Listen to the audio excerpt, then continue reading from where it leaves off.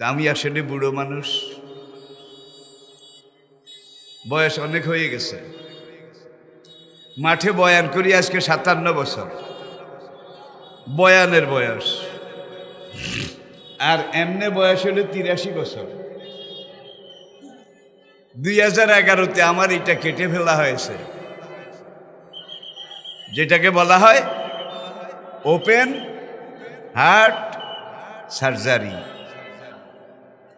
সেই থেকে যে আমি মিস্টার হাফ অর্ধেক অর্ধেক আজকে দুনিয়ার ইতিহাসের এক ক্রান্তিকালে আমি আপনাদের সামনে এসেছি।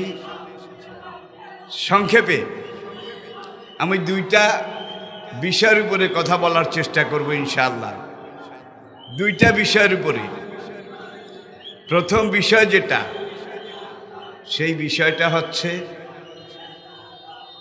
নবী বংশ, কুরেশ বংশ, রাজবংশ। প্রাচীন আরবে যতগুলো গোত্র ছিল, যতগুলো বংশ ছিল, যতগুলো সমাজ ছিল, সবগুলোর চাইতে কুরেশ বংশ এটা ছিল কুলীন, শালীন, সবচেয়ে বড় বংশ। যেমন হিন্দুদের মধ্যে সবচেয়ে বড় হলো ব্রাহ্মণ, নাকি? ব্রাহ্মণ এটা হলো বড়। আর ব্রাহ্মণ বাদ দিয়ে যারা আছে রয়েছে তারা সব নমশূদ্র, নিচু মানের। প্রাচীন আরবে যেই বংশটা সবচেয়ে বড় বংশ ছিল, শ্রেষ্ঠ বংশ ছিল, উঁচু বংশ ছিল। বেদের মধ্যে আছে 4000 বছর আগের বেদ, সম্বলে বিষ্ণু যশস্য সুমত্তাং মক্ষয় নগরে, মক্ষয় নগরে সবচেয়ে বড় ব্রাহ্মণ পরিবারে মক্ষয় নগর, এটা হলো মক্কা নগরী। আর এটাকে কোরআন বলছে অমান দাখালাহু কানা আমেনা। আর এই মক্ষয় নগর এটাকে কোরআন বলেছে উম্মুল কোরা। আল্লাহ পাক যখন পানি সমুদ্রের উপরে এই জমিন বিছিয়েছিলেন, প্রথমেই মক্কা এখান থেকে শুরু করেছেন, তারপরে চারিদিকে এটা বাড়িয়েছেন, সম্প্রসারিত করেছেন। আর এখানে যে মসজিদটা, সেই মসজিদটাকে আল্লাহ বলেছেন ইন্না আউয়ালা বাইতিন উদিয়া লিন-নাস লাল্লাযী বিবাক্কাতা মুবারাকা হুদাল লিল আলামিন ফীহি আয়াতুম বাইয়িনাত ওয়া মাকামু ইব্রাহিম ওয়া মান দাখালাহু কানা আমিনা। এই মক্কায় যে যায় তার নিয়ত পুরা হয়, তার উদ্দেশ্য সফল হয়। আলহামদুলিল্লাহ পড়বেন না? আচ্ছা, তো মক্ষয় সংস্কৃতি, আমরা কই মক্কা, বেদে মক্ষয় শব্দের অর্থ হলো যেখানে গেলে মোক্ষম লাভ হয়, উদ্দেশ্য পূরণ হয়। ওমান দাখালাহু কানা আমেনা। মিল আছে তো নাকি নাই? এই মক্কা নগরে সবচেয়ে বড় ব্রাহ্মণ পরিবারে আব্দুল্লাহ নামক ব্রাহ্মণ পুত্রের ওরসে আমেনা নাম্নী ব্রাহ্মণ কন্যার উদরে বৈশাখ মাসের শুক্লপক্ষের 10 তারিখে কল্কি অবতার জন্মগ্রহণ করিবেন। এনসাইক্লোপিডিয়া ব্রিটানিকা খুলুন, সেখানে তারা লিখেছে 570 খ্রিস্টাব্দের 12ই রবিউল আউয়াল সোমবার, এটা বৈশাখ মাস ছিল। বাংলা ক্যালেন্ডারের পঞ্জিকার প্রথম মাস। আব্দুল্লাহ নামক ব্রাহ্মণ পুত্রের ওরসে, আব্দুল্লাহ ব্রাহ্মণ সন্তান, কুরেশ সন্তান। আমিনা নামনি ব্রাহ্মণ কন্যার উদরে আমিনাও ব্রাহ্মণ। ব্রাহ্মণ মানে কি? কুরাইশ। ব্রাহ্মণ মানে কি? আব্দুল্লাহ কুরাইশ, আমিনাও কুরাইশ। সেই জাহিলি যুগে যখন পুরা দুনিয়া পাপের পঙ্কিলতায় পাপ সমুদ্রে হাবুডুবু খাচ্ছিল, প্রাচীন আরব, জজিরাতুল আরব, এখানে অন্যায়, অবিচার, জুলুম, নির্যাতন,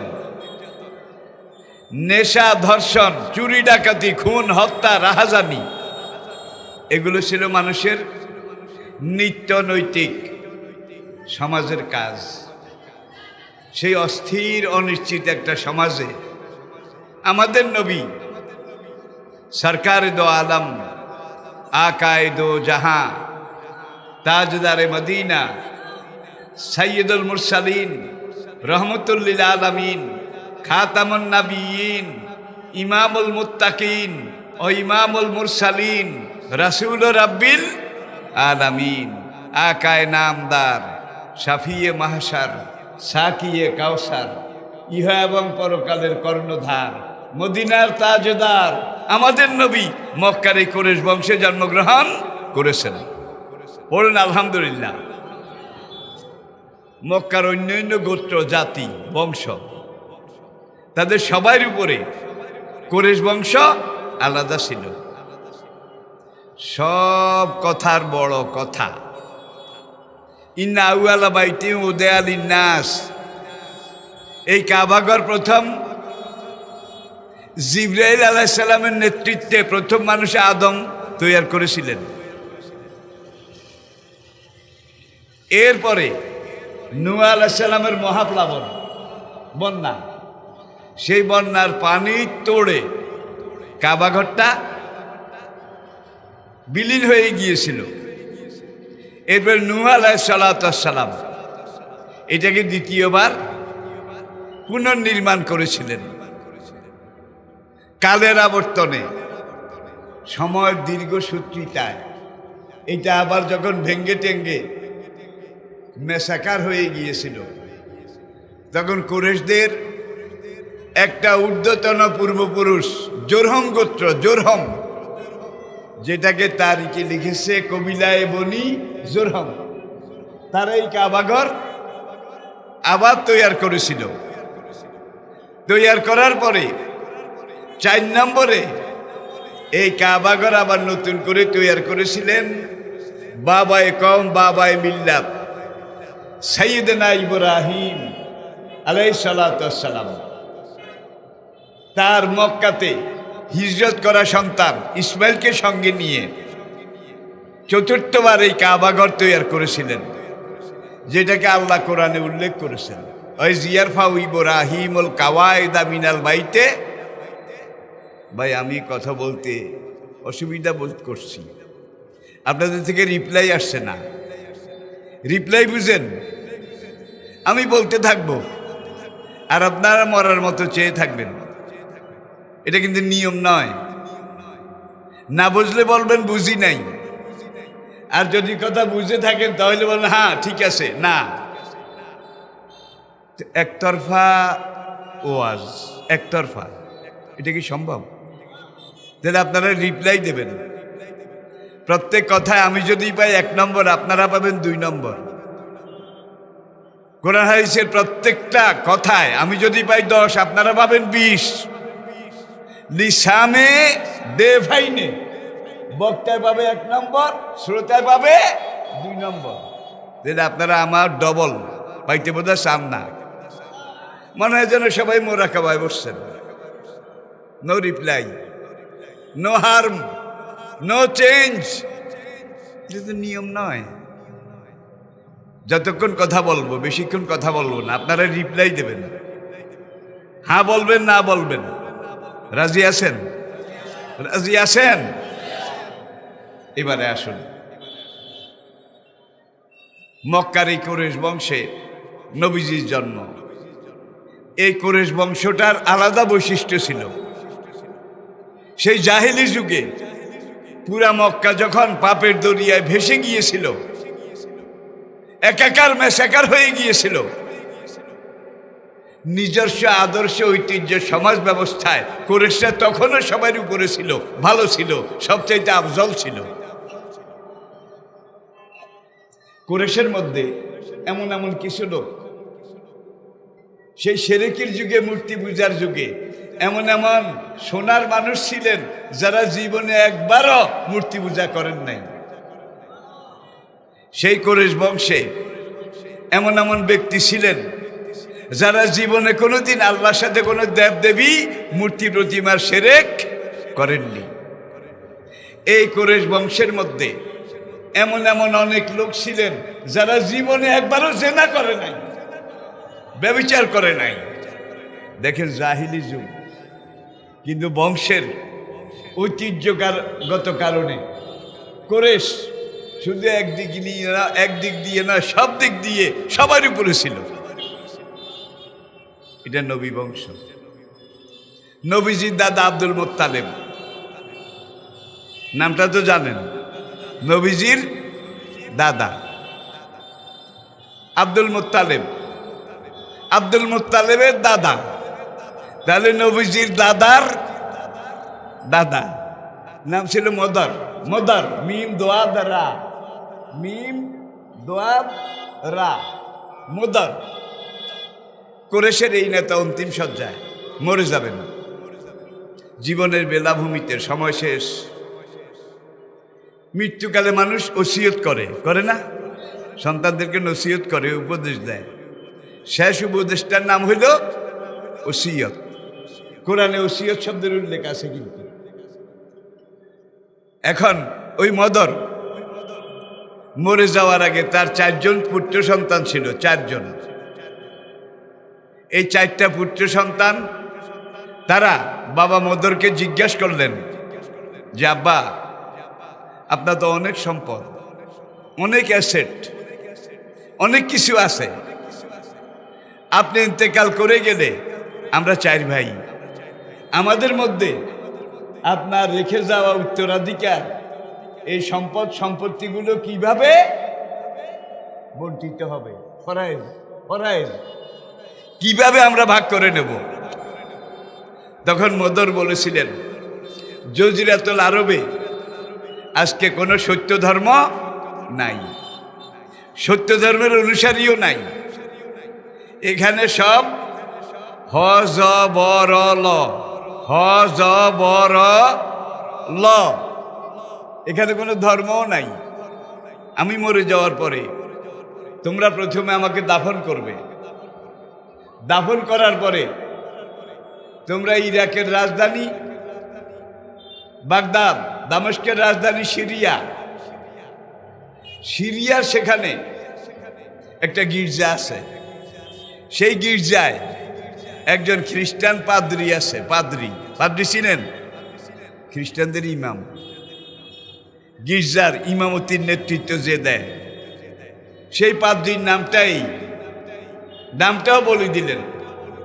দেওয়ার পরে বললেন, তোমরা 4 ভাই সেখানে তার কাছে চলে যাইও, গিয়ে তাকে বলো যে আমাদের আব্বা আমাদেরকে ওসিয়ত করেছেন যে আব্বা তো চলে গেছেন, দাফন করে এসেছি, আব্বার এই অ্যাসেট, এই সম্পত্তি আছে। তাওরাতের আইন অনুযায়ী, তাওরাতের আইন মানে আল্লাহর আইন নাকি, আল্লাহর আইন, তখন তো কোরআন আসে নাই, আমরা কিভাবে ভাগ করে নেব। সেই ধর্মীয় গুরু যেইভাবে বলে তোমরা সম্পত্তিগুলা সেইভাবে আসমানি কিতাব অনুযায়ী ভাগ করে নিও। 4 ভাই এখন সিরিয়ার দিকে রওনা করেছে। যেতে যেতে যেতে দিনের পর দিন সফর করে তারা যখন সিরিয়ার কাছাকাছি গেল, যাওয়ার পরে দেখে যে কয়েকজন লোক, কারো হাতে বাঁশ, কারো হাতে খাজুর গাছের বর্গা, কারো হাতে লাঠি, কারো হাতে রশি, কারো হাতে ছুরি, ধর ধর ধর ধর এই কথা বলে সামনের দিকে আসতেছে। 4 ভাই কিন্তু ডরাইছে, ডরানোরও কথা। সেই খুন খারাপির যুগ, লুটতারাজির যুগ, যেইভাবে ধর ধর সামনের দিকে আসতেছে, তারা একটু ভয় পেয়ে গেল। এখন ওই ধর ধর করে যারা সিরিয়ার দিক থেকে আসছে তাদের একজন হাত তুলল, এই 4 ভাই দাঁড়াইলেন। তখন জিজ্ঞাসা করে, ভাই আমাদের একটা উট গত রাত্রে উটের আস্তাবল থেকে রশি ছিঁড়ে উটটা বের হয়ে গেছে, সকাল থেকে আমরা খুঁজতেছি কিন্তু উটটা আমরা পাই না। ভাই তোমরা কোন দিক থেকে আসছো? তখন এই 4 কোরেশ ভাই বললেন, we are from Arabian peninsula, নাহানু মিনাল আরব, আমরা আরবের মক্কা থেকে এসেছি। তখন ওই উটের মালিকের পক্ষে লোকটা জিজ্ঞাসা করে, আমাদের একটা উট এই রাস্তা দিয়ে গেছে কিনা, তাইলে আমরা এই দিকে খুঁজবো, তোমরা দেখছো কিনা? আসলে বেচারারা দেখে নাই। এখন 4 ভাই বলল, খোদার কসম আমরা কোনো উট দেখি নাই, এখান দিয়ে যায়ও নাই, আগে পরে গেছে কিনা আমরা জানি না, কিন্তু আমাদের চোখে পড়ে নাই। খুব লক্ষ্য করবেন, 4 ভাইয়ের যে সর্বকনিষ্ঠ ছোট ভাই, এই 4 ভাইয়ের আমরা উট দেখি নাই, এটা 1000 ভাগ সত্য। তোমাদের যে উটটা কালকে রাত্রে ভেঙে গেছে, হারিয়ে গেছে, এই উটটার সামনের ডাইন পায়ের খুরের অর্ধেক নাই। অ্যাটেনশন প্লিজ, আমরা উট দেখি নাই, কিন্তু তোমাদের যে উটটা হারিয়ে গেছে এই উটটার সামনের ডাইন পায়ের খুরের অর্ধেক নাই। আসলে খুরের অর্ধেক আসিল না। এখন উটের মালিকদের ধারণা হয়েছে যে এরা উট জবাই করেছে, দানের ডাইন পায়ের খুরের অর্ধেক নাই। এত সূক্ষ্ম চিকন জিনিস, এটা বুঝলো কিভাবে? গাবাটা তোরা উট খাইছ? খোদার কসম আমরা খাইও নাই, দেখিও নাই। তাইলে উটের ডাইন পায়ের খুরের অর্ধেক এটা যে নাই, সত্য কথা, এটা তোমরা বুঝলা কেমনে? ছোট ভাইয়ে কয়, তোমরা যখন উটের কথা জিজ্ঞাসা করেছ তখন আমার খেয়াল হলো, এই পথে আমরা যখন আসছি আমরা দেখলাম মরুভূমির বালির উপরে একটা উটের 3 পায়ের খুরের দাগ ঠিক মতো পড়েছে, কিন্তু সামনের ডাইন পায়ের খুরের অর্ধেক দাগ পড়েছে, আর অর্ধেক দাগ বালির উপরে পড়ে নাই। এই জন্য আমরা বুঝতে পেরেছি এই ডাইন পায়ের খুরের অর্ধেক নাই। এলেম আসে না নাই? বিদ্যা আসে না নাই? দিব্য জ্ঞান আসে না নাই? সূক্ষ্ম দর্শন আসে না নাই? এই কোরেশ বংশ। কতক্ষণ পরে 2 নম্বর ভাই কয়, ভাই খোদার কসম আমরা উট দেখিও নাই, জানিও না, জবাইও করি নাই, খাইও নাই, তবে তোমাদের উটটার বাম চোখ কানা। আসলেও বাম চোখ কানা আসিল। এখন উটের মালিকদের সন্দেহ আরো গাঢ় হয়েছে, এই বেটারে উট জবাই করি খাইয়া টাইয়া এখন মিথ্যা কসম করে, তাহলে উটের বাম চোখ কানা, এটা কেমনে বুঝলা? এখন কয় না, এদেরকে বাঁধো, কোনো সন্দেহ নাই, এরা উট জবাই করে খেয়েছে, তা নইলে বাম চোখ কানা কেমনে বুঝলো? তখন 2 নম্বর ভাইয়ে কয়, আসার সময় আমার যখন উটের কথা তোমরা জিজ্ঞাসা করলা, রাস্তার 2 দিকে আমি দেখতে পেয়েছি, এই দিকেও সুন্দর সুন্দর ঘাস, এই দিকেও সুন্দর সুন্দর ঘাস, কিন্তু রাস্তার ডাইন দিকে ঘাস বেশি জুইতেন না, বেশি ভালো না, এইখান দিয়েও ডাইন দিকে খাইছে, ওইখান দিয়েও ডাইন দিকে খাইছে, ওইখান দিয়েও ডাইন দিকে খাইছে, বাম দিকে আরো তাজা সুন্দর সুন্দর ঘাস, বাম দিকে একটা কামড়ও দেয় নাই। এতে বুঝলাম উটটা এক ব্যাটারি, তার বাম চোখ নাই। This is fact. দেখেন কি এলেম, কত সূক্ষ্ম জ্ঞান। এরপরে 3 নম্বর ভাইয়ের পালা। এখন 3 নম্বর ভাইরে জিজ্ঞাসা করে, ছোট 2 ভাই তো বললো উটের কথা, তুমি 3 নম্বর মদরের সন্তান? কয় ইয়েস। কয় উটের সম্পর্কে কি জানো? কয় খোদার কসম কিচ্ছু জানি না, উটের সাথে আমাদের দেখাও নাই, তবে উটটার লেজ নাই। খাইছে, উটটার লেজ নাই। হাদিসে লিখেছে, তারিখে লিখেছে, উটটা মাকতুমুদ দম, লেজ কাটা ছিল। এই বেটারা উট খাইছ, আমাদের লেজ নাই কেমনে বুঝলি? খোদার কসম খাইও নাই দেখিও নাই। একজনকে ওই চোখ কানা, আর একজনকে খুরের ওই অর্ধেক নাই। আবার তুই বেটা কইলি লেজ নাই, সব 16 আনা 100 ভাগ মিলে যাচ্ছে। কেমনি বুঝলি লেজ নাই? উটের একটা বদ অভ্যাস আছে, অন্য সময় লেজ বেশি লাড়ে না, কিন্তু যখন পায়খানা করে হাগে হাগে, তখন একদিকে হাগে আর একদিকে লেজেরে এইভাবে এইভাবে, তখন তার এই পাশা কিনার আর উটের যে কাঁচা লাদাগুলা মাটিতে পড়ে, এগুলা রাস্তার এখানে এখানে এখানে এখানে করে এইভাবে। ওই লেজে যখন ডিস্টার্ব করে, এখানে একটু এখানে একটু এখানে একটু। তোমরা উটের কথা জিজ্ঞেস করার পরে আমাদের খেয়াল হইল 2-3 জায়গায় উটের লাদা দেখছি, এমনভাবে দেখছি লাদা, লাদার উপরে আরেক লাদা, তার উপরে আরেক লাদা, একবারে 3 টানা।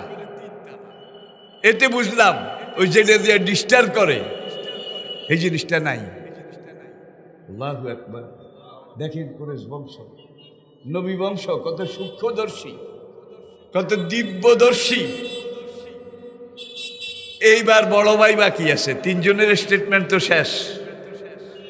বড় ভাইকে ওরা জিজ্ঞাসা করে, তুমি কি জানো আমাদের উটটা সম্পর্কে? খোদার কসম 3 ভাই যেটা বলেছে এইটাই সত্য কথা। উট দেখিও নাই, জানিও না, তবে তোমাদের উটটা নিশ্চয়ই আস্তাবল থেকে পাগলের মতো দৌড়তে দৌড়তে বলাইছে, দৌড়তে দৌড়তে। তারিখে আল্লামা ইবনে জারির আত-তাবারি, আহা, ইসলামের ইতিহাস সবচেয়ে বিস্তারিত যিনি লিখেছেন প্রথম, তিনি ইবনে জারির আত-তাবারি। এই তাবারি ইতিহাস প্রথম খণ্ড, কুরাইশের বৈশিষ্ট্য। এই বাপটা আপনারা পড়ে দেখবেন, তাইলে আমি যা বলছি এই কথাগুলো আরো সুন্দরভাবে। তানিম, হযরত খুবাইব ইবনে আদি রাদিয়াল্লাহু তাআলা আনহু, তাকে যেখানে শুলে দেওয়া হয়েছিল এই তানিম। হযরত খাব্বাব বিন আরাত রাদিয়াল্লাহু তাআলা আনহু, তাকে এখানে 2টা খেজুর গাছের সাথে এইভাবে টাং দিয়ে যখন শুলে দেওয়া হয়েছিল, তিনি শহীদ হয়ে এইভাবে লটকে আছেন।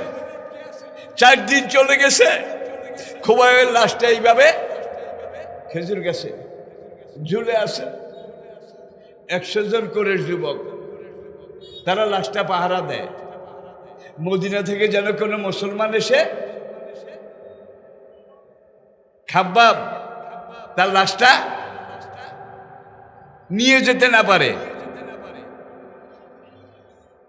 বনি আদি বংশের আরেক পরিচয় খুবাইব বিন আদি, খুবাইব বিন আদি রাদিয়াল্লাহু তাআলা আনহু। রাজির ঘটনায়, রাজি বলতে গেলে ইতিহাস অনেক লম্বা হয়ে যাবে। সেখানে যখন খুবাইব বিন আদি রাদিয়াল্লাহু তাআলা আনহু, তিনি কুরাইশ যুবকদের হাতে ধরা পড়লেন, তাকে মক্কাতে নিয়ে যাওয়া হলো। এক মহিলা, তার নাম ছিল সোলাফা। এই মহিলা আবার মক্কাতে বলে দিয়েছিল, খুব পয়সাওয়ালা ছিল, যে মক্কার কোনো লোক যদি ধরা পড়ে, তাইলে তোরা মক্কার এক একটা লোক এনে আমার কাছে যদি দেস, তাদের মাথার খুলি এখান দিয়ে খুলে, মক্কার লোকদের মাথার খুলির মধ্যে আমি মদ খাবো, এটাকে বাটি বানাবো, বাটি। এখন খুবাইব বিন আদি রাদিয়াল্লাহু তাআলা আনহু, তাকে 100টা উটের বিনিময়ে ওই মহিলা সোলাফা, সে নিচে 10 দিন একটা কামরার ভিতরে তালা মেরে রেখে দিয়েছে। 10 দিন, 1 ফোঁটা পানিও না, 1 বিন্দু খাওয়ারও না। একদিন, তখন তো আলাদা জেলখানা ছিল না, এই বেডির সামনের রুম, এইটাই জেলখানা, এখানেই তালা দিয়ে আটকাইয়া রাখছে। একদিন দুপুরে ওই মহিলাদের ভিতরের দিকের দরজাটা খুলে ওই সোলাফা, ওই মহিলার একটা মেয়ে ছোট্ট, এই মেয়েটা হাঁটতে হাঁটতে খুবাইব বিন আদি রাদিয়াল্লাহু তাআলা আনহুর রুমে চলে গেছে। খুবাইব কিন্তু অপেক্ষা আছে, তাকে শুলি দেওয়া হবে। এখন খুবাইব রাদিয়াল্লাহু তাআলা আনহু মেয়েটাকে কোলে করে আদর করে, একটু আগে খোবায় বাবার ওই বাসার মালিকের কাছ থেকে একটা খুর খুর খুর এটা চেয়ে নিয়েছেন। কালকের দিন গেলে আগামী পরশু তাকে শুনিতে দেওয়া হবে। আজকে খুঁটটা নিয়েছেন, তিনি একটু সেই হবেন। আল্লাহর কাছে যাওয়ার আগে একটু পারফেক্ট হবেন। এখন খুঁটটা তার সামনে আছে। ওই সোলাফা মহিলার মেয়েটা যখন তার রুমে গেছে, এখন খোবাইব রাদিয়াল্লাহু তাআলা আনহু তিনি মেয়েটাকে কোলে নিলেন, কোলে নিয়ে আদর করেন। আর খোবাইবের সামনে এত বড় বড় আঙ্গুর, যে সময় আঙ্গুরের মৌসুমে না, আঙ্গুরের কোনো মৌসুমে না, বড় বড় আঙ্গুর। এখন মহিলার দরজা ফাঁক করে দেখে খোবাইব নিজেও খায়, মহিলার ওই মেয়েরও খাওয়ায়। এখানে খুঁটটা রাখা আছে। মহিলা ভয় পাইছে যে খোবাইবকে তো ফাঁসিতে দেবো, শুনিতে দেবো, খোবাইব মরার আগে আমার মাইয়াটাকে নাকি ছুরি দিয়া জবাই করে দেয়। খোবাইব বলেন যে সোলাফা আপনি ভয় করবেন না, আমি মুসলমান। মুসলমান কোনো ষড়যন্ত্র করে না, ষড়যন্ত্র অংশ নেয় না। আপনার মেয়ে আমার কোলে আছে, 100% নিরাপদ। আমি কোনো প্রতিশোধ নেব না। আর যেই সময় যেই ফলের মৌসুম না, এই যুগে কিন্তু মৌসুম লাগে না 12 মাস, কিন্তু তখন মৌসুম লাগতো। এটা বুঝতে হবে, মৌসুম লাগতো। এখন খোবাইব রাদিয়াল্লাহু তাআলা আনহু তাকে আল্লাহ ওই বন্ধ রুমের মধ্যে রেজেক এনে দিয়েছে। মিনহাইশো লা ইয়াহতাসেন, মিনহাইশো লা ইয়াহতাসেন। যে আল্লাহকে মানে, মাল্লাহুল মাওলা ফালাহুল, পুরা দুনিয়া তার অধীনে চলে আসে। খোবাইবরে শুলিতে লটকাইয়া রাখছে। মদিনায় খবর গেল, নবীজি দুইজন সাহাবী, হযরত মিকদাদ এবং হযরত জুবায়ের, মনে রাখবেন হযরত মিকদাদ এবং হযরত জুবায়ের রাদিয়াল্লাহু তাআলা আনহুমা, এই দুইজন হুজুরের আর্মি ইন্টেলিজেন্ট সেনা গোয়েন্দা। মদিনার আশপাশে সবসময় এনারা গোপনে টহল দিতেন। কুরাইশরা কোনখান দিয়ে যায় আসে, কোনখান দিয়ে কি করে, মদিনাকে বারবার ওরা ডিস্টার্ব করে। এনারা ছিলেন আর্মি ইন্টেলিজেন্ট। এখন খোবাইব সেই আর্মি ইন্টেলিজেন্টের একজন। আর এই খোবাইবের লাশ আনার জন্য আল্লাহ নবী দুইজন সাহাবী পাঠাইলেন, একজন মিকদাদ আর একজন জুবায়ের। তারা দুইজন মদিনা থেকে দ্রুতগামী ঘোড়া নিয়ে তানিমের এখানে এসে দেখে খোবাইবের লাশের চারিদিকে 100 যুবক। তারা হবর ঠাকুরের জয়, মানার ঠাকুরানির জয়, এই জয় জয় জয় কিন্তু মুশরিকদের স্লোগান। পুরা ইতিহাস দেখেন, জয় মা শ্মশান কালী, জয় বাবা শ্মশান ভৈরব। মুসলমানের পরিভাষা বিজয়, বিজয় মোহাম্মদ বিন কাসেম ও সিন্ধু বিজয়। কি এখন ওরা জয় হবর ঠাকুর, জয় মানার ঠাকুরানী, এই দেবতার জয় জয় এগুলা করে, আর সেখানে মদ খায়। আবার এই যুবক তরুণদের মাঝে কিছু মেয়ে আছে, ওরাও নাচে, কতক্ষণ নাচে কতক্ষণ খায়, এরপরে আবার সেখানে তারা লারে লাপ্পা হারে টাপ্পা করে, টিজিং ইপটিজিং, ঘষাঘষি ধরাধরি গলাগলি এগুলো করে, আকাম কুকাম যারে বলে। মেঘদাদার জুবায়ের, আগেই বলেছি আর্মি ইন্টেলিজেন্ট, সেনা গোয়েন্দা, শেয়ানা না, সাড়ে শেয়ানা। তারা পাহাড়ের ডালে একখানে এসে বসেছে। এখন আমরা গেলে তো ওরা 100 জন আমাদেরকে মেরে ফেলবে, আর এই জন্য পাহারা দেয় যেন মদিনাওয়ালা, মদিনার কর্তৃপক্ষ খোবাইবের লাশটা নামিয়ে নিতে না পারে। আচ্ছা ঠিক আছে, ওরা নাচক খাক। এনারা একটু পাথরের আড়ালে বসলেন। দুপুর যখন গনিয়ে আসছে, ওরা খুব কাতর হয়ে গেছে, কতক্ষণ লাফান যায়, কতক্ষণ নাচন যায়। ওরা পাশে এক খেজুরের বাগানে গেছে। কয় চল এখানে গিয়ে আমরা কিছু খেজুর টেজুর, ঝর্নার পানি টানি খেয়ে আসি। তখন তারা 100 জন সব ওই বাগানে গেছে, কাছে দেখা যায়। এই সময় এনারা পাথরের আড়াল থেকে বাইরেছে দুই সেনা গোয়েন্দা, মেঘদাদ আর জুবায়ের রাদিয়াল্লাহু তাআলা আনহুমা। এখন এখানে এসে মেঘদাদ খাজুর গাছে উঠছে, জুবায়ের রাদিয়াল্লাহু তাআলা নিচে এইভাবে দাঁড়াইছে। মেঘদাদ আস্তে আস্তে শুলের রশিটা কেটে দিয়েছে, লাশটা আস্তে আস্তে নিচের দিকে নামে। নামতে নামতে যখন আয়ত্তে এসেছে, তখন জুবাইর রাদিয়াল্লাহু তাআলা এইভাবে লাশটাকে বুকের সাথে ধরে ফেলেছে, মাটিতে পড়তে দেয় নাই। সঙ্গে সঙ্গে লাশটা নিয়ে মেঘদাদ রাদিয়াল্লাহু তাআলা আনহু তার ঘোড়ার উপরে উঠলেন। জুবাইর রাদিয়াল্লাহু তাআলা আনহু তিনি পিছে পিছে তাকে পাহারা দিয়ে মদিনার দিকে রওনা করলেন। কয়েক মঞ্জিল যাওয়ার পরে এখন কুরাইশের ওই গুন্ডারা খবর পাইল মদিনার দুইজন মুসলমান তাদের শহীদ ভাইয়ের লাশ শুলের রশি কেটে লাশ নামিয়ে মদিনার দিকে নিয়ে যায়। ধর ধর মার মার, ধর ধর মার মার। এখন সেই যুগের আরব যুদ্ধের ঘোড়া এগুলো ছিল এই যুগের যুদ্ধের সাজোয়া গাড়ি। সাজোয়া গাড়ি, অস্ত্রশস্ত্র বহন করে, সৈন্য বহন করে যেই গাড়িতে যুদ্ধের মাঠে, এগুলাকে কি বলা হয়? সাজোয়া গাড়ি। এই সাজোয়া গাড়ির গিয়ার যত উপরে উঠায় গাড়ির স্পিড তত কমে। কমে না বাড়ে? যুদ্ধের ঘোড়ারও এই ট্রেনিং ছিল। আল্লাহু আকবার। যখন একজন সিপাহী মুজাহিদ যুদ্ধের ঘোড়ার পিঠে চড়ে দুই হাতে দুইটা লাগাম, লাগাম যখন আস্তে ধরতো, ঢিলা ধরতো, তখন ঘোড়া আস্তে আস্তে যেত। লাগাম যখন যত জোরে টানতো ঘোড়ার গতি তত বাড়তো। লাগাম যখন আরো জোরে টানতো ঘোড়া বাতাসের আগে ছুটতো। এই লাগামটা ছিল গিয়ার তখনকার যুদ্ধের ঘোড়ার। এখন একজন তো ফ্রি আছে, লাগাম ঠিক মতো গিয়ার, দুই হাত ফ্রি, কিন্তু যিনি এক হাতে লাশ বুকের সাথে ধরেছেন আরেক হাতে দুইটা লাগাম ধরেছেন, তিনি কিন্তু ঠিক মতো লাগাম টানতে পারেন না। ঘোড়ার গতি কমে গেছে।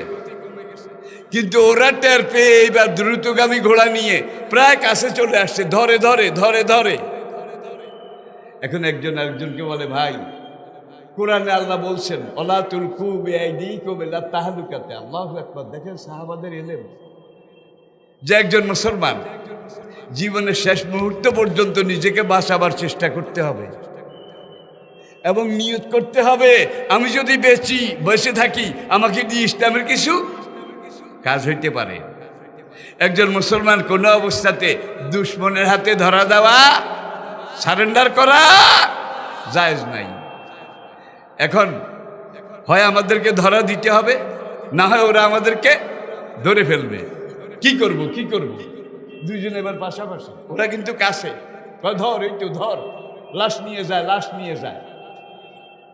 এখন মেঘদাদ রাদিয়াল্লাহু তাআলা আনহু জুবাইর রাদিয়াল্লাহু তাআলা আনহুকে বললেন যে এখন যদি আমরা লাশ এইটাকে মদিনা নেওয়ার চেষ্টা করি ওদের সাথে পারবো না, ওরা লাশও নিয়ে যাবে, আমাদেরকেও শেষ করে ফেলবে।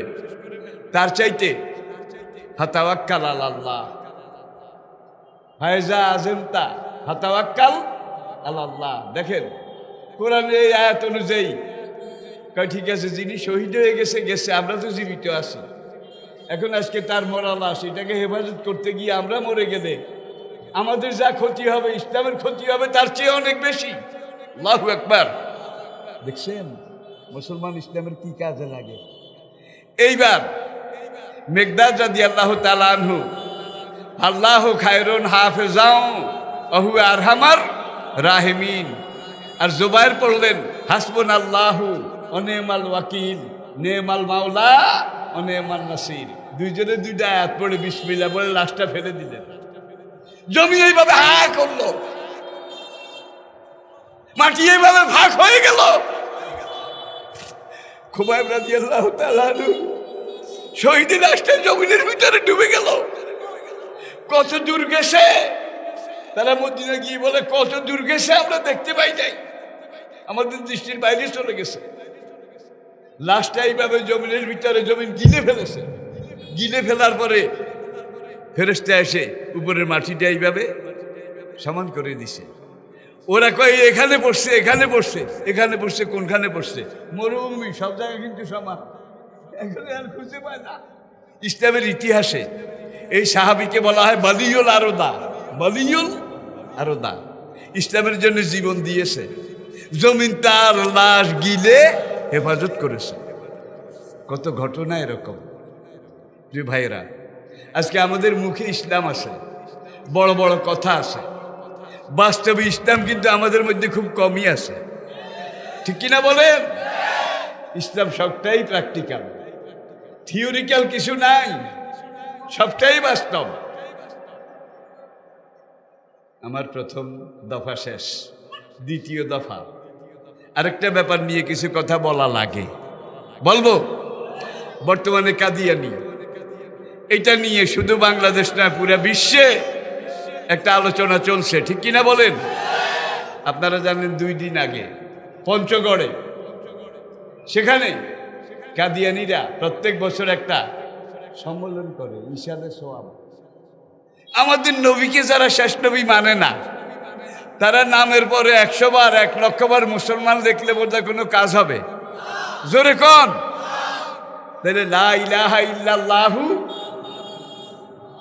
মুহাম্মাদুর, দেখেন ভাই, লা ইলাহা ইল্লাল্লাহ, এখানে আরবি অক্ষর 12টা, কোনোদিন বোধহয় গণেন নাই। আরবি অক্ষর 12টা, 12টা মানে 1 ডজন। কি 1 ডজন? এই কালেমার প্রথম অক্ষর, প্রথম অর্ধেক লা ইলাহা ইল্লাল্লাহ তাওহীদ, এখানে আরবি অক্ষর 12টা। এই 12টার মধ্যে নক্তাওয়ালা কয়টা আছে? ক লাগবে? একটাও নাই। আর রিসালত কালেমার শেষ অংশ মুহাম্মাদুর, এখানেও আরবি অক্ষর 12টা, 1 ডজন। ভাই রে ভাই, কোনোদিন বোধহয় সূক্ষ্মভাবে এগুলো আমরা চিন্তা করি নাই। মুহাম্মদুর রাসূলুল্লাহর মধ্যে নক্তাওয়ালা অক্ষর কয়টা আছে দেখছেন? কেন? লা ইলাহা ইল্লাল্লাহ 12টা, মুহাম্মদুর রাসূলুল্লাহ 12টা, দুটোটা বেনক্কাত, একটাতেও কোনো নক্তা। ভাই নক্তাটা তো একটা আলাদা ঝামেলা। নক্তা দিতে হইলে কলম 2 বার উঠার নামান লাগে, 2 বার। পরীক্ষায় ইংরেজিতে যারা নকল করে, একটাও আয়ের খুন্ডুলি দেয় না, তীর মাথা কাটে না। পরীক্ষা বাংলা যারা নকল করে, তারা রশ্মিকারের উপরে এটা দেয় না, সামিয়ানা রর খুন্ডুলি দেয় না, কারণ চোরের কাম বেশি, সুবিধা না, এরকমই হয়। তো এখন এই যে লা ইলাহা ইল্লাল্লাহ, এখানে 1 ডজন, নক্তাওয়ালা অক্ষর একটাও নাই। মুহাম্মদুর রাসূলুল্লাহ, এখানেও 1 ডজন, নক্তাওয়ালা অক্ষর একটাও নাই। পরে দেখেন এই কালেমাটা কিন্তু লৌহে মাহফুজে লেখা আছে। এই কালেমাটা আল্লাহ পাকের আরশের সামিয়ানায় সামিয়ানায় কানগুরায় কানগুরায় লেখা আছে, নূরের অক্ষর দিয়ে লেখা।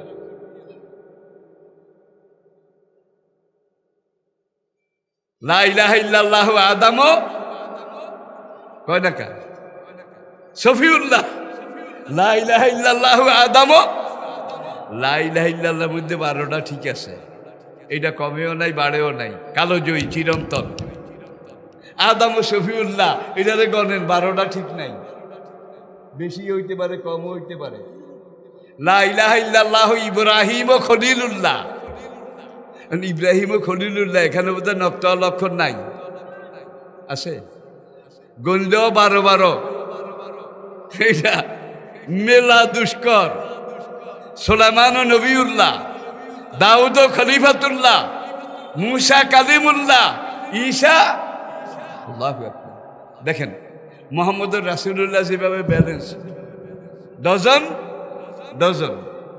নক্তা এখানেও নাই, তাওহীদের অংশও নাই, রিসালাতের অংশ কোনো নক্তা নাই, নিখুঁত, নির্ভুল, নিরঙ্কুশ। ওয়াইন্নাকা লাআলা খুলুকিন আযীম, লাকাদ কানা লাকুম ফী রাসূলিল্লাহি উসওয়াতুন মা আতাকুমুর রাসূলু ফাখুযুহু ওয়া মা নাহাকুম আনহু ফান্তাহু। আল্লাহু আকবার। ভাই দুনিয়ার বিভিন্ন দেশে হিসাব মাপজোক এগুলোর মধ্যে কিন্তু পার্থক্য আছে, বেশ কম আছে। আমাদের এলাকায় পান 1 বিড়া 18 ঘন্টা, 1 বিড়া। আপনারা কি বলেন? বিড়া বলেন? এক বিড়া আপনাদের কত গন্ডা? হ্যাঁ, কত গন্ডা? 80, 50, 55। আমাদের 18 গন্ডা।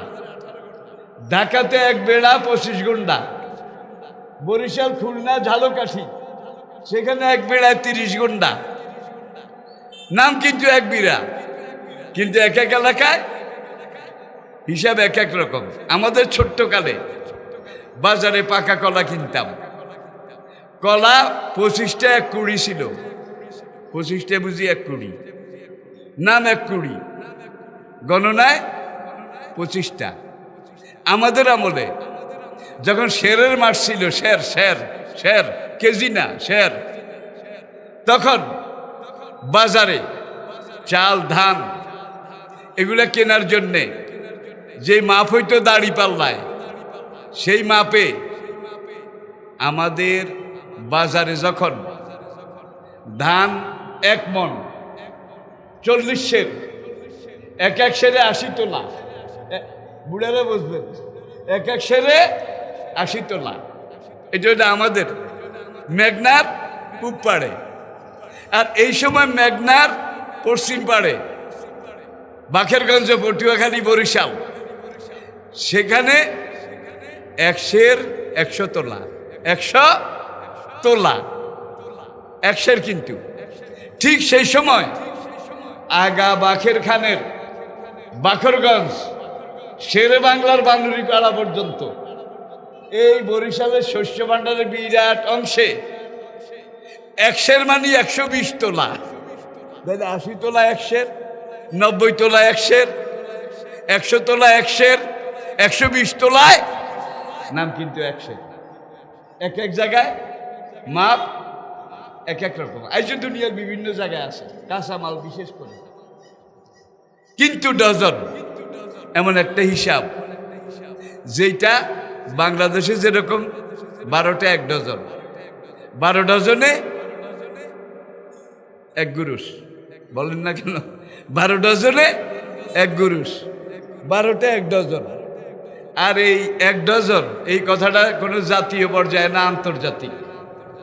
1 ডজনের হিসাব কিন্তু সারা দুনিয়ার মানুষের জন্যে। কালোদের জন্য ডজন, লালদের জন্য ডজন, মুসলমানদের জন্য ডজন, হিন্দুদের জন্য ডজন, আমেরিকার জন্য ডজন, বাংলাদেশের জন্য ডজন, মধ্যপ্রাচ্যের জন্য ডজন। ঠিক কিনা বলেন? ধর্মের বেশ কম আছে, রঙের বেশ কম আছে, ভাষার বেশ কম, ওজনের বেশ কম। সাংঘাতিক কথা। কিন্তু দেখেন, লা ইলাহা ইল্লাল্লাহ 1 ডজন, মুহাম্মদুর রাসূলুল্লাহ 1 ডজন। দুইটার একটার মধ্যে নক্তা নাই, দুটোটা নিখুঁত, নির্ভুল, নিরঙ্কুশ, কালোজয়ী, চিরন্তন, চিরশাশ্বত, চির অম্লান। আপনি ভারতে যান, উত্তর ভারতে, যেখানে ভাষা উর্দু, উর্দু, সেখানে আপনি 1 ডজন চকলেট কিনবেন। আপনি দোকানদারকে জিজ্ঞাসা করেন, ডজন কেতনা কা? ডজন কেতনা কা মানে কি? 1 ডজন কত? সৌদি আরবে যান, দোকানদারকে বলবেন ডজন কাম, ডজন কাম অর্থ কি? 1 ডজন কত? সেই আপনি যখন আমেরিকা যাবেন, দোকানদারকে বলবেন dozen how many, dozen how many. তাইলে যেই দেশের যেই ভাষার দোকানদারই হোক, যখন ডজন বলছেন, সে বুঝছে 12টা একত্রে কিনবে। কি? যখন ডজন বলেছেন 12টা একত্রে কিনবে, তাহলে ডজনের হিসাবটা দুনিয়ার কোন এলাকার জন্য খাস না, সারা দুনিয়ার জন্য আন্তর্জাতিক। ঠিক কিনা বলেন? তাহলে আমাদের আল্লাহ রব্বুল আলামিন, আমাদের নবী রহমতুল লিল আলামিন, আর আমাদের নবীকে আল্লাহ যে কিতাব দিয়ে পাঠিয়েছেন, এটা যিকরুল লিল আলামিন। আল্লাহু আকবার। রব্বুল আলামিন, রহমতুল লিল আলামিন, ইন হুয়া ইল্লা যিকরুল লিল। তিনটাই কি জাতীয় না আন্তর্জাতিক?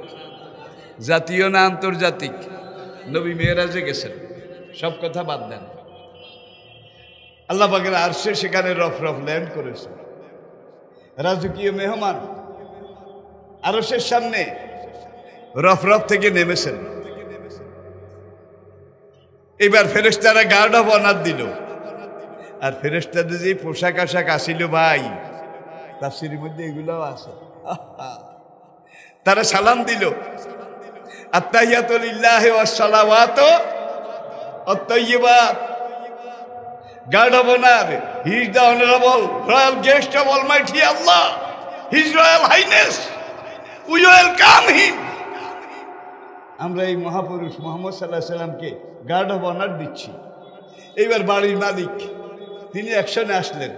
ফেরেশতারা গার্ড অফ অনার দেওয়ার পরে বাড়ির মালিক বললেন, আসসালামু আলাইকা আইয়ুহান নবী। ইয়ো, বাড়ির মালিক চিনছেন? চিনছেন কে? যেই মালিকে প্লেনও পাঠাইলেন, পাইলটও পাঠাইলেন, রাজকীয় মেহমানকে বললেন যে আমার কাছে নিয়ে আসো। কোথায়? এখন আমার আরশে আজিমে নবী রফরফ থেকে নামলেন। নেমে আল্লাহ যখন সালাম দিলেন, কাছে ডাকলেন, দানা ফাতাদাল্লা ফাকানা কাবা কাউসাইনা আও আদনা। তাফসীরের মধ্যে দুইটা মত আছে, কেউ বলছে জিবরাইল, কেউ বলছে স্বয়ং আরশের মালিক। এইবার নবী একবার আরশের সাথে গিয়ে দাঁড়াইলেন। আরশের মালিক বললেন, ফা আছে একটা, দানা ফাতাদাল্লা, আরো কাছে আসেন বন্ধু, আরো কাছে। নবী আরো কাছে গেলেন। আরশের মালিক বললেন আরো কাছে। নবী আরো কাছে গেলেন। আরশের মালিক বললেন আরো কাছে। নবী আরশের সাথে লেগে দাঁড়ালেন। এইবার নবী বলেন, শত হইল স্রষ্টা এবং সৃষ্টি, যত বড় নবী হোক, খালেক এবং কি মাখলুক। নবী একটু আনইজি ফিল করলেন, আল্লাহর আরশ, এটার উপর আমি উঠবো কিভাবে হয়? এইবার আরশের মালিক বললেন, কোন রাগ ঢাকের দরকার নাই বন্ধু, আপনি আমার আরশে আজিমের উপরে ওঠেন। নবীজি বললেন, কেন ডেকেছেন বলেন, কি আদেশ করবেন করেন, আমি তো এসে গেছি, আরশের উপরে উঠা লাগবে কেন?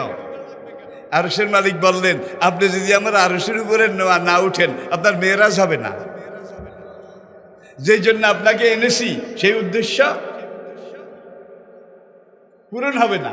হুজুর বললেন, লেমাজা লেমাজা, হোয়াই নট, ডাকছেন আসছি, কি বলবেন বলেন।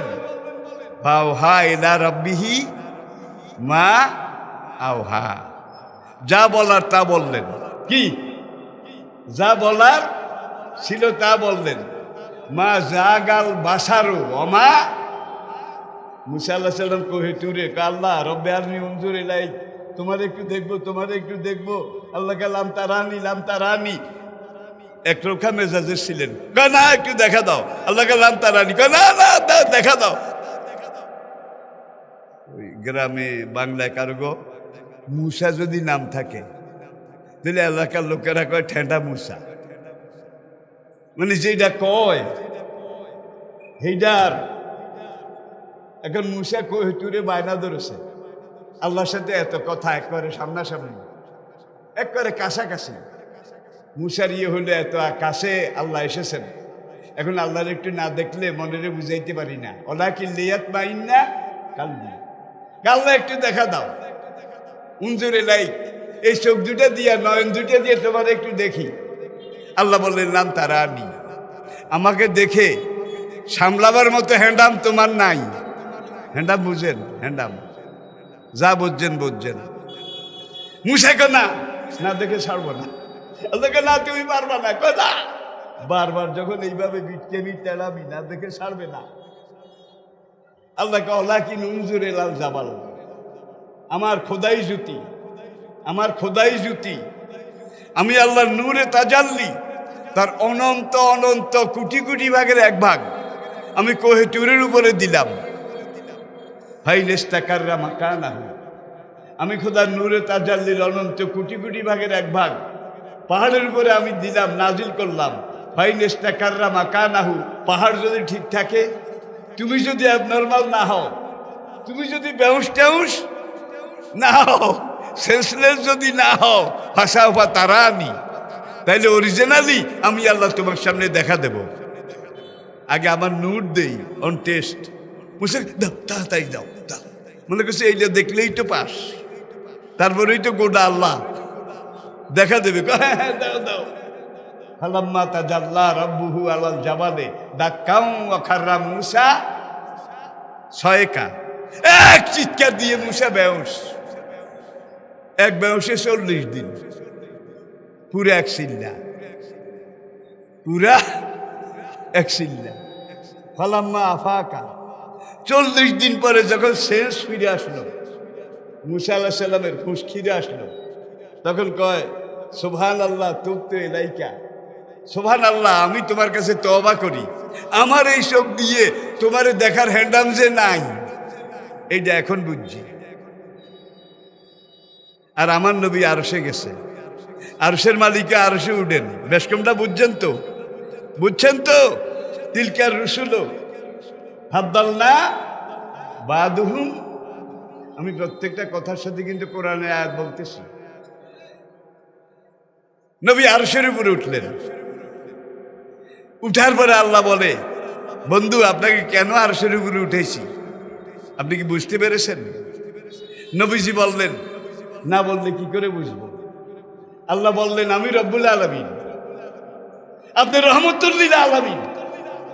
আমি খোদার খোদাইর এলাকা জেদ্দুর, আমি খোদার রবুবিয়ত সার্বভৌমত্বের এলাকা যত বড়, আমি আল্লাহ যত বিশাল দুনিয়ার রব্বুল আলামিন।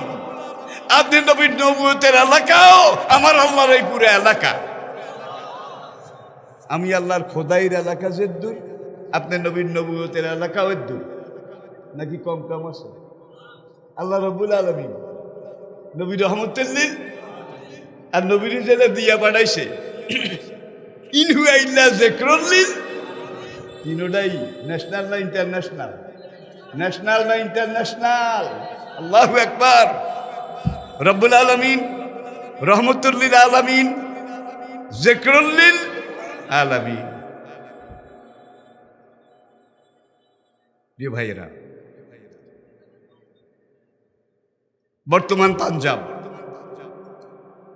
ভারত যখন স্বাধীনতা লাভ করলো তখন পাঞ্জাব এই জেলাটা 2 ভাগ হলো।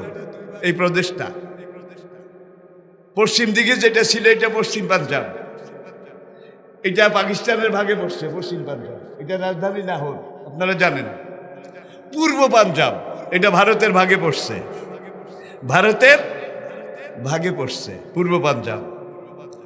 এই পূর্ব পাঞ্জাবের গুরুদাসপুর, গুরুদাসপুর একটা এলাকা, সেখানে গত 150 বছর আগে, গত শতাব্দীর শুরুর আগে এক বেঈমান কাফের জন্মগ্রহণ করেছিল। তার নাম ছিল গোলাম আহমদ। গোলাম আহমদ, যাকে আমরা চিনি, দুনিয়া চিনে গোলাম আহমদ কাদিয়ানি। নামটা জানেন না আপনারা? আচ্ছা, আমার নবী ইন্তেকাল করার পরে মুসাইলামাতুল কাজ্জাব থেকে শুরু করে 1 ডজনের বেশি মানুষ আরবের মধ্যে নিজেদেরকে নবী বলে দাবি করেছে। 1 ডজনের বেশি।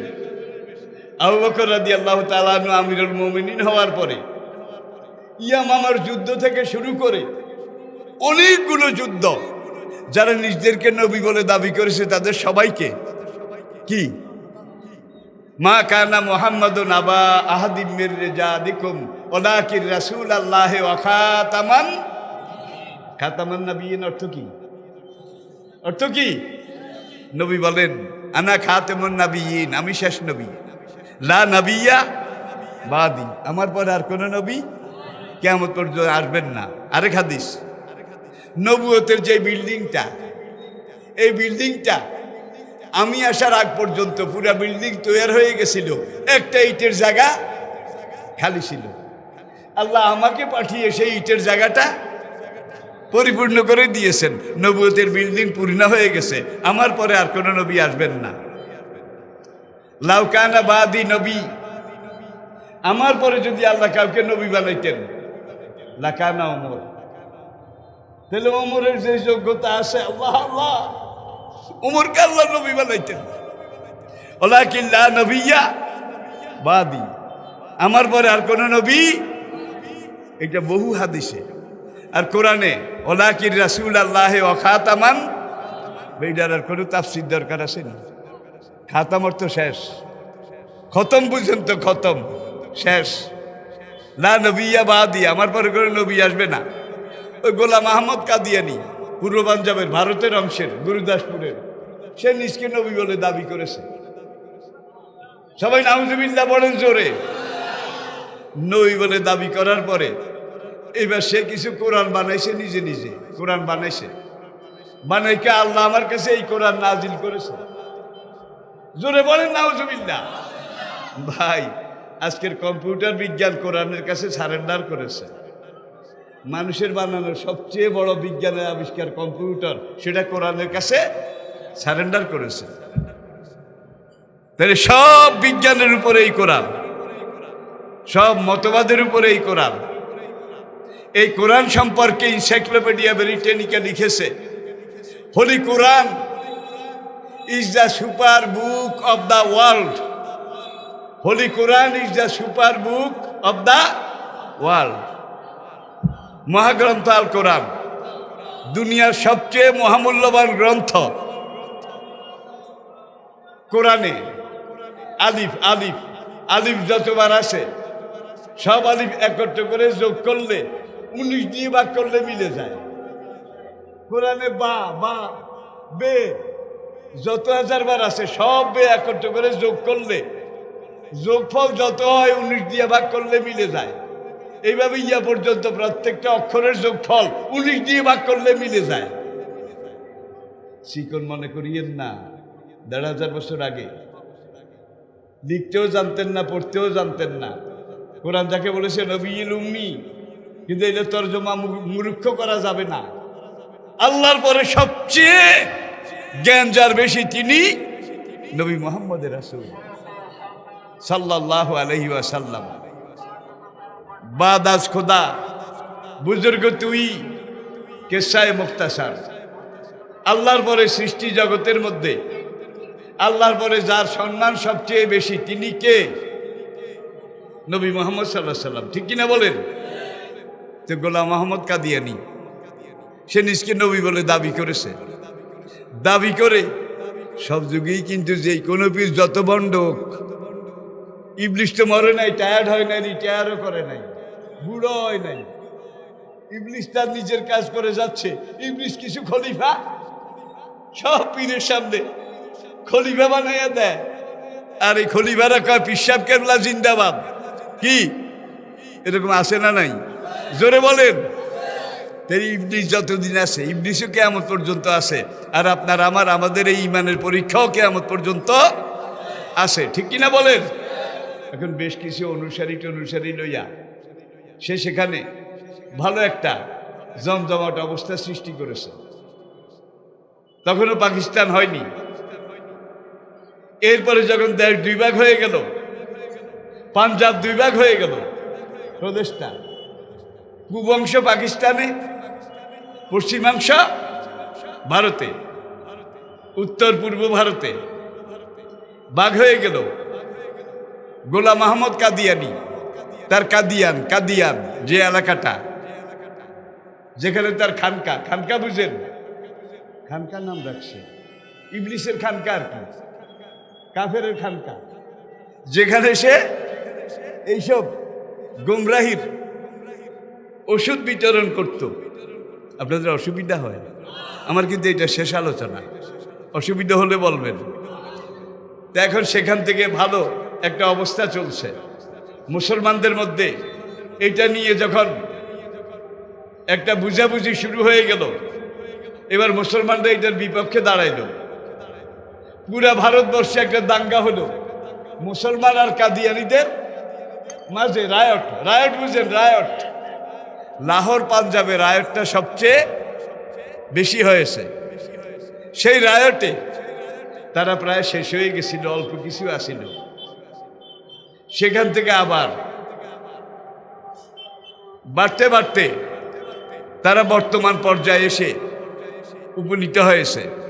আজ থেকে 3 দিন আগে বাংলাদেশের সর্ব উত্তরের জেলা পঞ্চগড় নেট ইন্টারনেটের যুগ, আপনারা সবাই জানেন। সেখানে কাদিয়ানিদের একটা আস্তানা, সেখানে তাদের বার্ষিক একটা সম্মেলন হয়। অতীতেও তারা করেছে কয়েক বছর ধরে। তাদের এই সম্মেলনের তারিখ, সময় তো একভাবে যায় না। মুসলমানরা একটু শক্ত হয়েছে, হওয়ার পরে মুসলমানরা এটার বাধা দিয়েছে যে আমাদের নবীর পরে তার নবীই নাই। এখন গোলাম মোহাম্মদ কাদিয়ানি, গোলাম আহমদ কাদিয়ানিকে যারা নবী মানে তারা তো মুসলমানে না, ঠিক কিনা বলেন? বর্তমান ওআইসির সদস্য 57টা মুসলমান দেশ। কয়টা? 57। 56টা মুসলমান দেশে কাদিয়ানিরা অমুসলিম। 56টা মুসলমান দেশে কাদিয়ানিরা অমুসলিম। কিন্তু একটা দেশ যেটা সব কিছু সম্ভবের দেশ, সেই দেশটার নাম বাংলাদেশ। পাকিস্তান আমলে আমরা দাবি করেছিলাম, আমাদের পূর্বপুরুষরা দাবি করেছিল কাদিয়ানিরা কাফের, কালেমার অর্ধেক লা ইলাহা ইল্লাল্লাহ, শেষ অর্ধেক মুহাম্মদুর রাসূলুল্লাহ। এখন কাদিয়ানিরা শেষ অর্ধেক কি?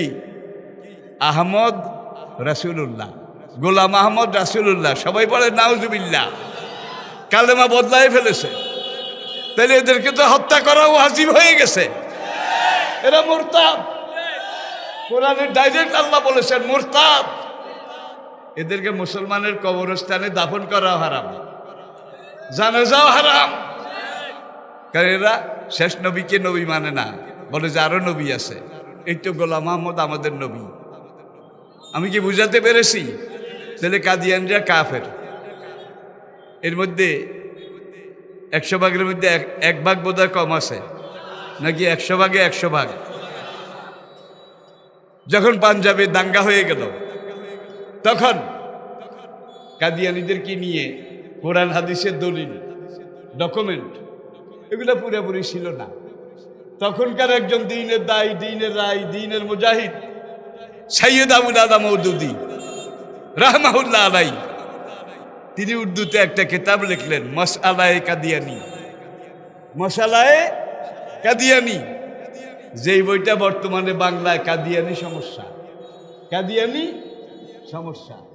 এই বইটার মধ্যে তিনি কোরআনের দলিল, হাদিসের দলিল, কাবার ইতিহাস, নবীজির সিরত সব কিছুকে রিসার্চ গবেষণা করে তিনি এই বইটার মধ্যে প্রমাণ করেছেন কাদিয়ানিরা কাফের।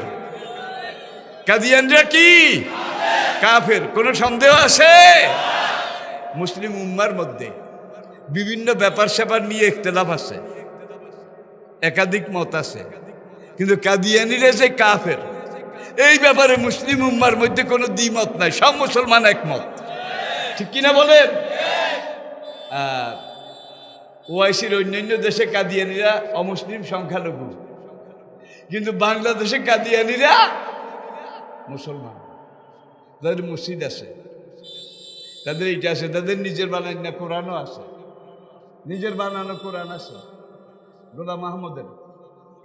সেই ব্রিটিশ ভারতে দেওবন্দের একজন মুজাহিদে আজম, কওমি নেশাবের হযরত মাওলানা আতাউল্লাহ বুখারী রহমতুল্লাহ আলাইহি পুরা ভারতের মধ্যে কাদিয়ানীদের বিরুদ্ধে প্রথম ছিলেন লুৎফর রহমান বর্ধমানী রাহমাহুল্লাহ আলাইহি, এরপরে উলামায়ে দেওবন্দ, এরপরে লাহোরের সেখান থেকে সৈয়দ আবুল আলা মওদুদী রহমতুল্লাহ আলাইহি, শেষ পাকিস্তান হয়ে গেল। এখন পাকিস্তান গভর্নমেন্টের পক্ষ থেকে বলা হলো, এটা নিয়ে তোমরা মারামারি করিও না, কাদিয়ানরা যে মুসলমান নয় এটার পক্ষে কোনো দলিল টলিল থাকলে সেগুলা দাও। তখন মাওলানা মওদুদী চ্যালেঞ্জ গ্রহণ করলেন, গ্রহণ করে তিনি একটা কিতাব লিখলেন, মাসআলায়ে কাদিয়ানি। কাদিয়ানিরা মুসলিম। দাঙ্গা বেড়ে গেল, দাঙ্গা বেড়ে গেল। তখনকার পাকিস্তানের 50 দশকের কথা বলছি, 50 দশক। তখন আমি ক্লাস 4-5-এ পড়ি, প্রাইমারিতে ক্লাস 4-5-এ পড়ি। গত শতাব্দীর 50 দশকের কথা বলছি। এই কাদিয়ানি দাঙ্গার পরে তখন পাকিস্তানের প্রধানমন্ত্রী ছিল গোলাম মোহাম্মদ। গোলাম মোহাম্মদ নামটা মুরব্বীরা জানে। গোলাম মোহাম্মদ পাকিস্তানের প্রধানমন্ত্রী। এই গোলাম মোহাম্মদ কিন্তু কাদিয়ানি ছিল, পাকিস্তানের প্রধানমন্ত্রী। দেখেন ঘোড়াতে এই রোগে মরে। এইবার যখন লাহোরে আবার দাঙ্গা বাঁধলো, এই দাঙ্গার জন্য মাওলানা মওদুদী রহমতুল্লাহ আলাইকে তখনকার কাদিয়ানি গভর্নমেন্ট গোলাম আহমদ দায়ী করলো যে মওদুদীর কারণে এই দাঙ্গা। মওদুদীকে অ্যারেস্ট করা হলো, জেলে নিয়ে যাওয়া হলো, এবং শাশুড়ি বউ রাজি থাকলে গোলার ধানও চাউল হয়। কি শাশুড়ি বউ রাজি, কেয়া করে কাজী। ক্যাঙ্গারু আদালত, ক্যাঙ্গারু আদালত, যে আদালতে গোলাম আহমদ, ওই যে মালিক গোলাম মোহাম্মদ কাদিয়ানি প্রধানমন্ত্রী, সে সচিবের দিয়া রায় লেখাইছে, সচিবের দিয়া মওদুদীর ফাঁসির রায় লিখে দাও। এখন সেই রায় তখনকার বিচারকের মুখ দিয়া ঘোষণা দিছে। সেই যুগে আসিল, এই যুগে বোধহয় এরকম নাই। একটু লক্ষ্য করুন ভাই। এইবার মওদুদীর ফাঁসি হবে। অপরাধ কি? কাদিয়ানির বিরুদ্ধে বই লিখে প্রমাণ করেছে কাদিয়ানিরা কাফের। বইটা বাংলায় বাজারে আছে। কাদিয়ানি সমস্যা, কাদিয়ানি, এবং বইটা বর্তমানে পৃথিবীর 50টার বেশি ভাষায় চলছে। কি মনে করেন না বাংলাদেশে ভাত আছে আর কোথাও ভাত নাই? ইসলামী আন্দোলনের ভাত সারা দুনিয়াতে আছে। এটা কোনোদিন কমবে না, এটা কোনোদিন ঘাটতি হবে না, ফুরাবে না ইনশাআল্লাহ। ফাঁসির তারিখ দেওয়া হয়ে গেল এবং রায়ের মধ্যে বিচারক ঘোষণা করলো কাদিয়ানি সমস্যা নামক বই লিখে মুসলমানদের মধ্যে দাঙ্গা সৃষ্টি করার অপরাধে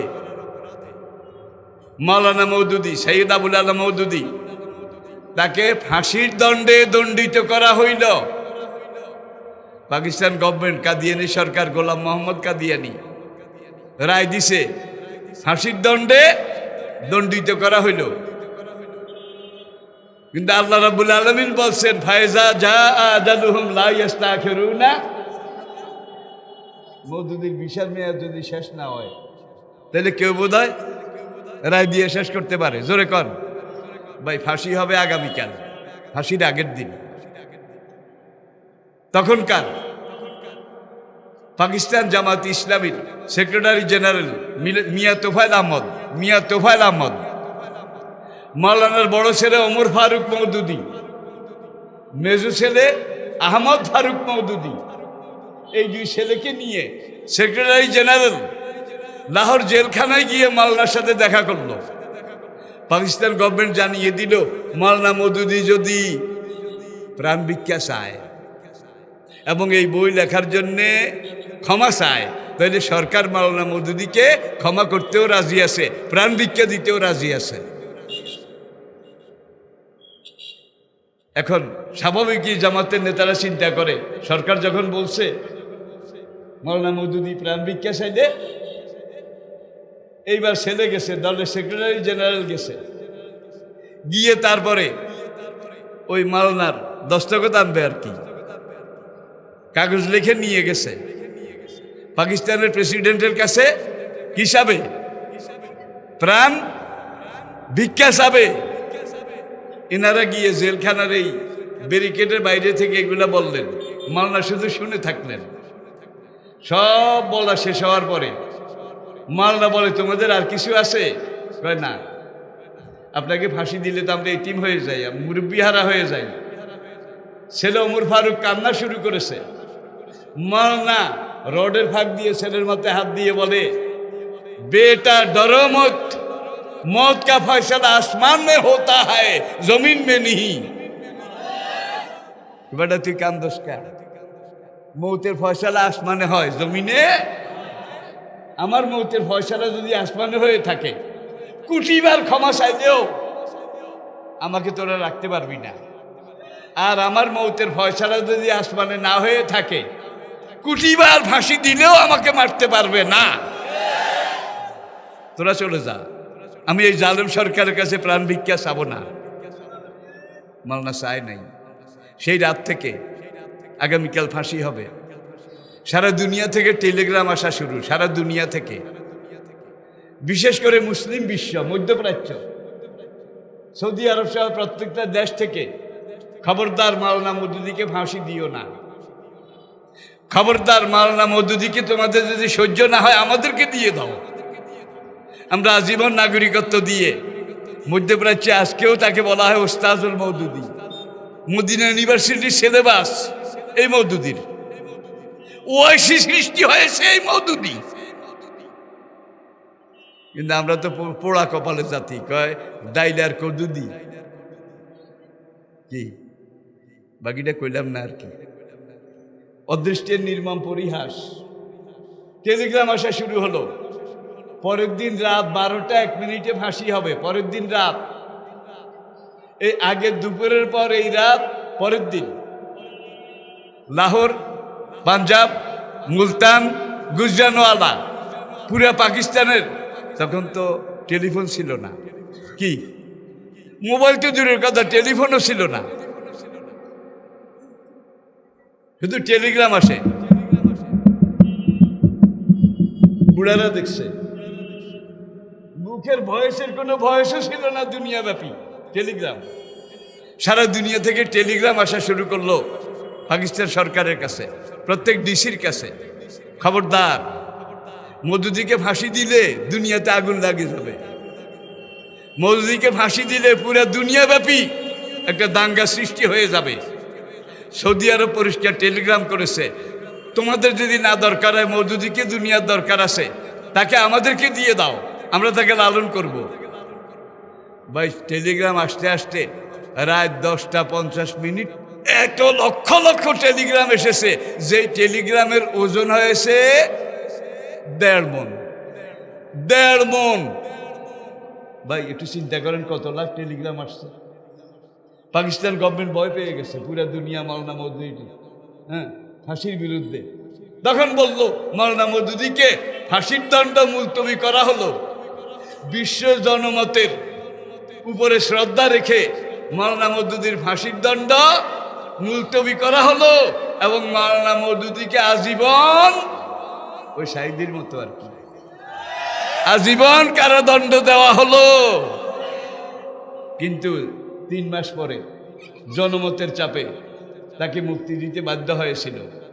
এবং কাদিয়ানীদের বিরুদ্ধে প্রথম কথা বলেছেন উপমহাদেশে সৈয়দ আবুল আলা মওদুদী রহমতুল্লাহ আলাইহি, এবং তার এই কিতাব কাদিয়ানী সমস্যা, এইটা উপমহাদেশে প্রথম যিনি এটা দ্বার উদ্ঘাটন করেছেন তিনি মরহুম মাওলানা মওদুদী। ফাঁসির মঞ্চে গিয়েও যিনি নথি স্বীকার করেননি।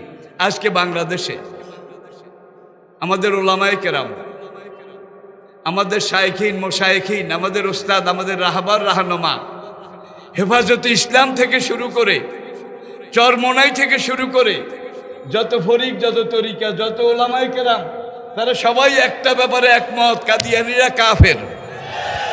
আর এটা প্রথম কোরআন হাদিস দিয়ে দলিল দিয়ে কিতাব লিখেছে কে?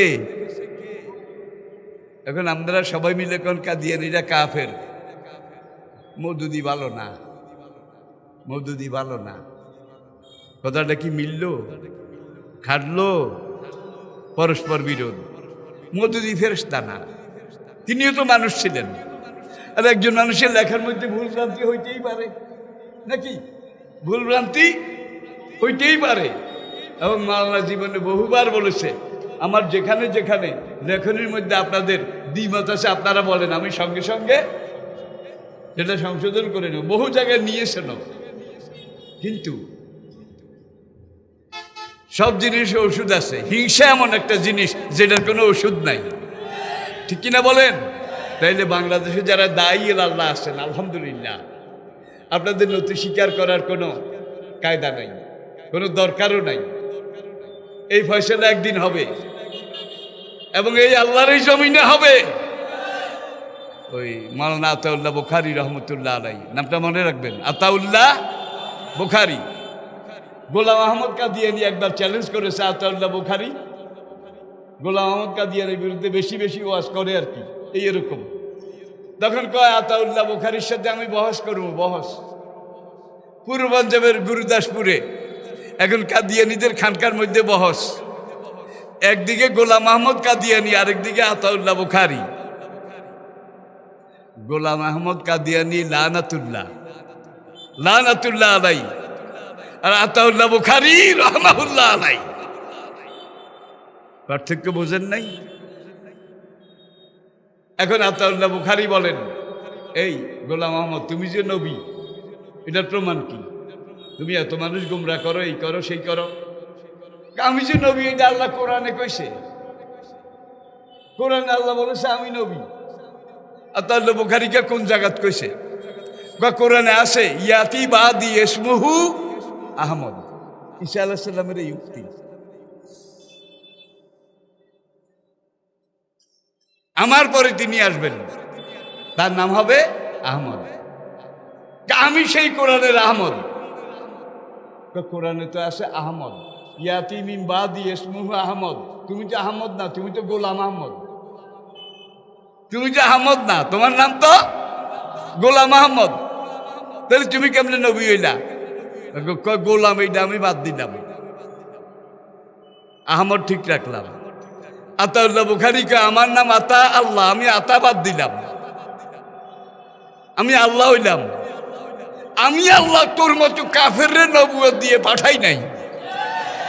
আল্লাহু আকবার। যেমন আলেম লুৎফর রহমান বর্ধমানী রহমতুল্লাহ আলাই, সেই যুগের আরেকজন শাইখুল মুশাইখিন, ব্রিটিশ পুলিশ তাকে গ্রেফতার করার জন্য এসেছে। তিনি বাড়ির দরজায়, পুকুরের ঘাট, পাকা ঘাট আর কি ঘাট, এখানে বসে বসে মেসওয়াক করেন। এমন সময় ব্রিটিশ পুলিশ এসে তাকে জিজ্ঞাসা করে, লুৎফর রহমান বর্ধমানী কোথায়? তো পুলিশ আসছে, আর তিনি উঠে দাঁড়াইছেন, মেসওয়াক করে। পুলিশের পাশে দাঁড়ায় কয়, একটু আগে তিনি এখানে বসা ছিলেন, এখন তিনি এখানে বসা নাই। একটু আগে তিনি এখানে বসা ছিলেন, এখন তিনি এখানে বসা। ব্রিটিশরা কোথায় গেছে? I don't know. আপনারা খুঁজে দেখেন, দেখেন কথা মিথ্যাও কয় নাই, কিন্তু মিথ্যা কইছে। আবার এটার মধ্যে দেখেন কি হেকমত, কি লজিক, কি রাজনৈতিক মায়ের, ঠিক কিনা বলেন? মোল্লারা কিছু বুঝে না। আকাশের তারা পাতালের বালু যারা গুনতে পারে, কাফিয়ার মতো কিতাব যারা বুঝলো, নুরুল আনোয়ারের মতো উসুল যারা বুঝলো, মুসাল্লাম সবুতের মতো কিতাব যারা বুঝলো, হেদায়ার মতো কঠিন কিতাব যারা বুঝলো, মোল্লারা কিছু বুঝে না। ভাই, আল্লাহর কোরআন যারা বুঝেছে তারা সব কিছু বুঝেছে। ইউতাল হিকমাতা মাইয়াশা ওমা ইউতাল হিকমাতা ফাকাদ উতিয়া খায়রান কাসীরা ওমা ইয়াযাক্কারু ইল্লা উলুল আলবাব। কাদিয়ানীরা কাফের। আমি বোধহয় এই সিদ্ধান্ত আপনাদের উপরে জোর করে চাপাচ্ছি, নাকি আপনারা বুঝে গেছেন? তাইলে কাফেরদের সাথে লা ইয়াত্তাখিজুল মুমিনুনাল কাফিরিনা আউলিয়া। কাফের কোনদিন মুসলমানদের বন্ধু হইতে পারে না, আপন হইতে পারে না, ঠিক কিনা বলেন? সুতরাং এই ব্যাপারে কোনো আপোষ নাই। আমরা আমাদের সরকারের কাছে দাবি করব, কাদিয়ানীরা যদি অমুসলিম হিসাবে থাকে, 100 বার থাকুক। আমাদের এখানে হিন্দু আছে, জৈন আছে, খ্রিস্টান আছে, বৌদ্ধ আছে, সংখ্যালঘু হিসাবে আছে। সব মুসলমান দেশে কাদিয়ানীরা সংখ্যালঘু, অমুসলিম। কিন্তু বাংলাদেশে এরা সংখ্যালঘুও না, সংখ্যাগুরুও না, এরা বলে মুসলমান। আমাদের নবীকে নবী মানে না, কোরআন মানে না, মক্কা শরীফ হজ করতে যায় না, এরা মুসলমান। মাছের পচন মাথা থেকে শুরু হয়। কাদিয়ানীরা পচে গেছে, আমরা যেন পচে না যাই। আমাদের মাননীয় প্রধানমন্ত্রী, আমরা এই জনসমুদ্র থেকে মাননীয় প্রধানমন্ত্রীর কাছে দাবি করি, প্রস্তাব রাখি, প্রধানমন্ত্রী ইসলামের এই শত্রুদেরকে থামান, এদেরকে সামলান, কাদিয়ানীদেরকে অমুসলিম সংখ্যালঘু ঘোষণা দেন, তাহলে আর কোনো দাঙ্গা হবে না, কোনো বাড়াবাড়ি হবে না। পঞ্চগড়ে কি হয়েছে? এইমাত্র খেলা শুরু, এইমাত্র খেলা শুরু। একজন মুসলমান যেই পর্যন্ত আছে সেই পর্যন্ত এই খেলা কোনোদিন শেষ হবে না। আমরা সেই নবীর উম্মত, আল্লাহর বান্দা। আমরা আল্লাহকে ছাড়া কাউকে ভয় করি না। আমরা বোধহয় মরণে ভয় করি। এটা তো আমি ইতিহাস আপনাকে দেখাইয়াই দিলাম। যারা দায়ী আল্লাহ তারা কোনোদিন মৃত্যুকে ভয় করে না। আল্লাহ আমাদেরকে বোঝার তৌফিক দান করুন। সবাই আত্মায়াতের কায়দায় বসুন।